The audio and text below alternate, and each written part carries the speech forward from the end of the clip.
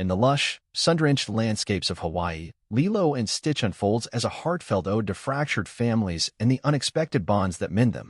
This live-action reimagining of Disney's 2002 animated classic follows Lilo, Maya Kealoha, a spirited young girl grappling with loneliness after the loss of her parents as she crosses paths with Stitch, a mischievous alien experiment masquerading as a dog.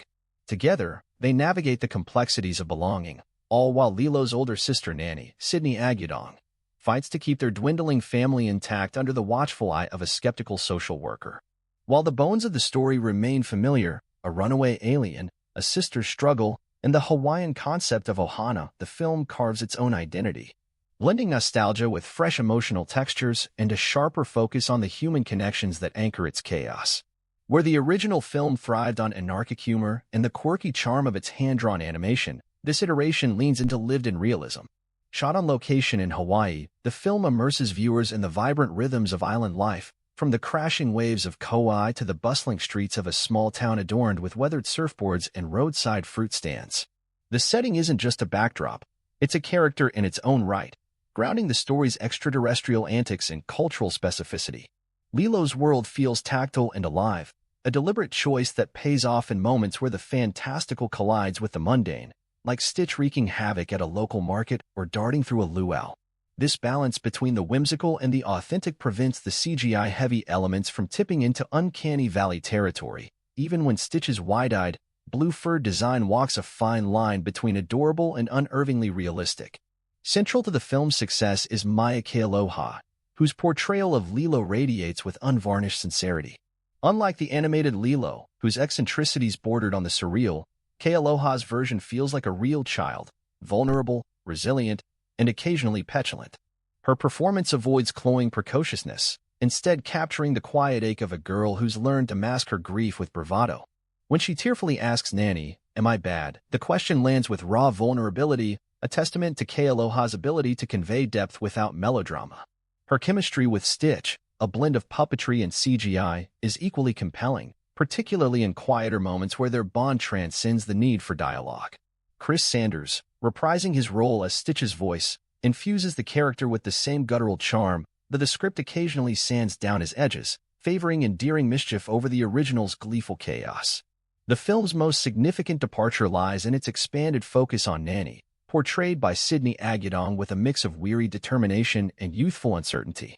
No longer just a harried guardian, this Nanny is a fully realized young woman mourning her own lost dreams while shouldering the weight of parenthood. Scenes of her juggling dead-end jobs, tense meetings with social workers, and sleepless nights worrying about Lilo's future add layers of grit to the story. Agyudong's performance shines brightest in her interactions with Kaipo Dudoit's David, a lovable surfer whose unwavering support offers glimpses of respite. Their relationship, while underdeveloped, hints at a life Nanny might have had, a subtle nod to the sacrifices demanded of her. Yet the film's emotional core, the sisters' relationship, is both its greatest strength and a missed opportunity. While their bond feels more grounded, the script sidesteps the original's exploration of Lilo's weirdness as a coping mechanism. Here, her quirks are softened into generic childhood imagination, diluting the poignant contrast between her outsider status and Stitch's literal alienation. Similarly, the bullying subplot lacks bite. Myrtle and her friends come across as mildly mean rather than genuinely threatening, robbing Lilo's desperation for connection of its visceral edge. These choices, likely aimed at broader appeal, inadvertently mute the story's darker undertones, making the eventual catharsis feel safer but less earned.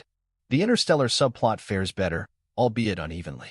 Zach Galifianakis' Jumba and Billy Magnuson's Pleakley, the bumbling duo tasked with retrieving Stitch, inject slapstick energy into the narrative. Galifianakis leans into Jumba's mad scientist persona with manic glee, though a late-film twist involving his character feels tonally jarring. Magnuson, meanwhile, steals scenes as Pleakley, now reimagined as a flamboyant human-disguised alien whose wardrobe, think crochet shirts and floral prints, adds a campy flourish.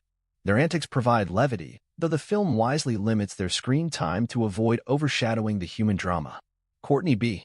Vance's Agent Cobra Bubbles, though less enigmatic than his animated counterpart, brings gravitas to a role that bridges the mundane and the extraterrestrial. Visually, the film walks a tightrope between practical authenticity and digital spectacle. Stitch's design, while occasionally too slick, benefits from tactile interactions, his fur ruffling in the wind, his claws scraping against wooden floors. Action sequences, like a chaotic chase through a veterinary clinic, blend physical comedy with seamless effects. However, the space scenes suffer from generic CGI, their rubbery aliens and sterile ships paling next to the richness of the Hawaiian locales. Director Dean Fleischerkamp, known for the intimate stop-motion of Marcel the Shell, excels in quieter moments. Lilo teaching Stitch to hula, Nanny staring at the ocean in exhausted silence, a community rallying around the sisters during a crisis. These scenes pulse with warmth, emphasizing that Ohana extends beyond blood ties to encompass entire communities. Thematically, the film retains the original's emphasis on found family while deepening its exploration of grief. Nanny's struggle isn't just about keeping Lilo. It's about preserving their parents' legacy in the face of systemic indifference. A subplot involving Tutu Amy Hill, David's grandmother, underscores the intergenerational support vital to many Hawaiian families, offering a nuanced counterpoint to the state's bureaucratic interventions. Yet the script shies away from critiquing the tourism industry's impact on Hawaii, a glaring omission given the setting's cultural significance. This reluctance to engage with real-world tensions mirrors the film's broader tendency to prioritize comfort over complexity, a choice that may disappoint viewers craving the original's sharper edges. Musically, the film honors its roots with ukulele-driven renditions of Elvis Presley classics and original compositions that blend traditional Hawaiian motifs with contemporary beats. The absence of the iconic Hawaiian roller coaster ride feels noticeable, but the soundtrack's laid-back rhythms complement the story's emotional ebb and flow. Lilo and Stitch ultimately succeeds as a crowd-pleasing homage that understands the essence of its predecessor. It may lack the animated version's anarchic spirit and unapologetic strangeness, but it compensates with emotional sincerity and a renewed focus on human connections. While purists may balk at the softened edges and streamlined plot, the film's heart remains intact, a testament to the enduring power of its central message, that family is less about perfection than persistence.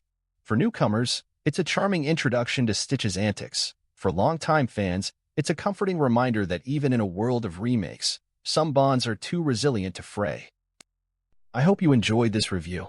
If you did, please like, subscribe, and hit the bell to stay up to date with all my movie reviews and movie analysis. I always appreciate your time, and I hope to see you in my next video.